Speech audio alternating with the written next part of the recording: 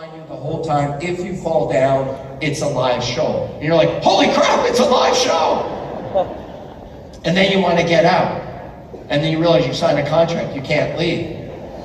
So now, we're standing there and the routine's about to start. If you ever watch the show in the first few weeks, the pro, 99% of the time starts within arm's length of the celebrity.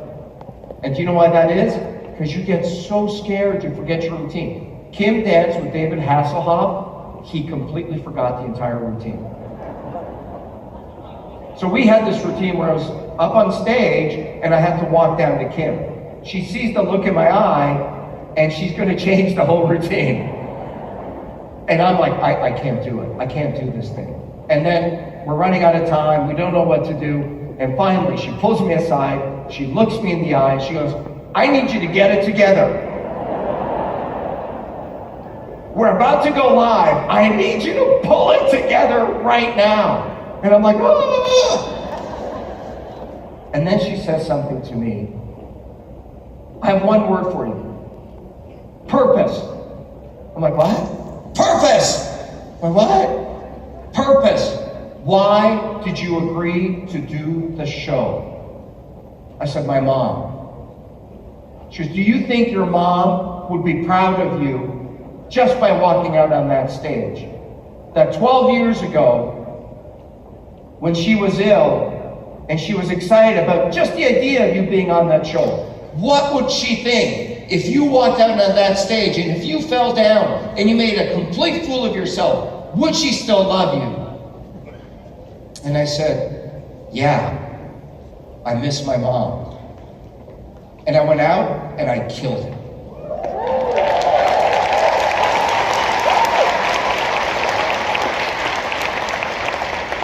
And that's my final point to you. Purpose. You will not go from sitting in these chairs to bettering your life unless you have a great purpose.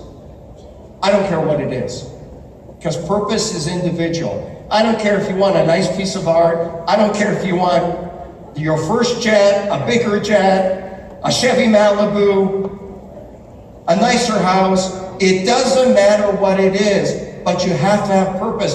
And it cannot be just a paycheck. Because you know what the problem with that is? Once you get the money, what are you going to wake up the next day and compare yourself to somebody who has more money?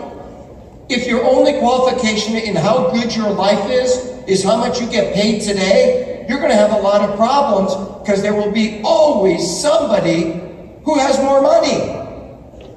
So you have to have a purpose, and it's got to be individual. And so I just want to share with you why I'm so hyper and why I work so hard. And one of the greatest things about having a purpose and having a little bit of money is being able to take care of the people that you love. So my dad came here when he was 37 years old, didn't speak the language, didn't know anybody. Anything I do in my life will never be as hard as what that man did. And so my dad and I loved cars. I still love cars. We came from a country where a really hot car was something called a Yugo. Right? They used to give those away in Texas if you bought a Cadillac. So we come to Canada, we're walking down the street, and we see this massive car go by, and I say to my dad, what's that? My dad says, you know mine, that Cadillac. I'm like, what's a Cadillac? He says, you know mine, that's for rich people. I didn't know what rich people was. And I didn't know what a Cadillac was, but I knew I wanted both. So years later, I make a little bit of money, and I buy a car, and I bring it over to my dad's, and I say, Dad, Mercedes. What do you think? And he's like, oh, it's nice. No Cadillac. You know, they buy a Rolls Royce, and I bring it over, and I'd say, Dad, Rolls Royce, handmade in England, is nice. No Cadillac. So one day I call my dad and I say, hey, I need you to come with me. I'm building a fence, which is such a lie because I'm the least handy guy. I pretend we get lost. We go to a coffee shop, and across the street is a Cadillac dealership. I said, well, let's have a look. He says, no, you idiot, you got lost. So we go over, we're standing there, and in the middle of the showroom floor is a pearl white Cadillac Sedan DeVille in that color that only Cadillac makes. And we walk up to it, and I say, what do you think? He's like, oh, it's Cadillac. I'm like, why don't you sit in it?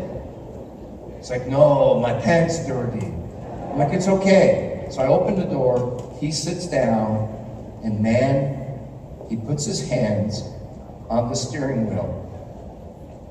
And you know, it's that moment that all that strife, all that hard work, all that pain, all those years of having the crap beat out of him, you can just tell in his eyes it means something to him. I don't care if you like cars or if you like whatever, it's that. And I say, what do you think? And he says, one day. And I say, today's the day. And I give him the keys.